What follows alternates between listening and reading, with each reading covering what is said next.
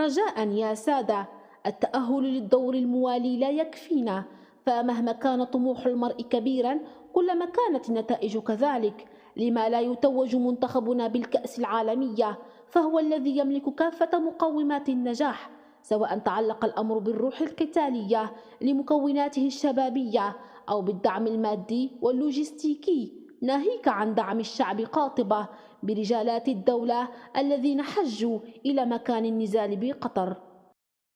فوز ومرور للدور الموالي لمواجهة إسبانيا كوريا ليس سياسيا عكس ما يدور ويصول في مخيلة كابرانات الجارة الذين وقفوا في صف الحاقدين، حتى إن طعم الانتصار بنكهة الروح العربية لم يعجبهم ولم يعيروا للأمر اهتماما، وهم بذلك يكونون قد أقحموا أنفسهم في عزلة في الوقت الذي خرجت فيه شعوب العالم العربي لتتغنى انتصارا وأملا في تحقيق الأفضل للمنتخب المغربي.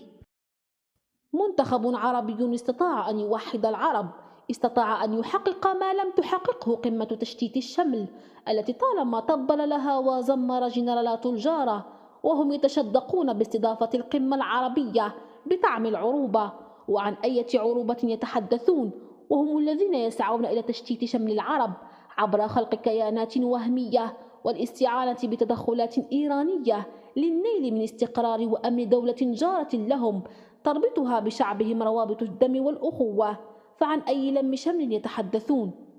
العالم العربي وهو يرقص فرحا بعد فوز منتخب عربي شرف العرب وأبقى عن حلم العرب داخل منافسات رياضية عالمية، حتى إن رئيس الفيفا وقف منتشيا بالفوز ومنوها بالروح القتالي للأسود العرب، بيد أنه وصف المنتخب العربي الأسود فخر العرب. نعم، استطاع المنتخب الوطني العربي أن يلملم جراح التشرذم العربي ليوحد حناجرهم على كلمة سواء: نحن العرب قادمون. هنا ثارت ثائرة أعداء الوطن الذين طالما تغنوا بالوحدة العربية والعروبة. فعن أي شمل وعن أي عروبة وعن أي أخوة ودم تتحدثون وأنتم الذين تنفقون الغالي والنفيس للنيل من حقوق الجار؟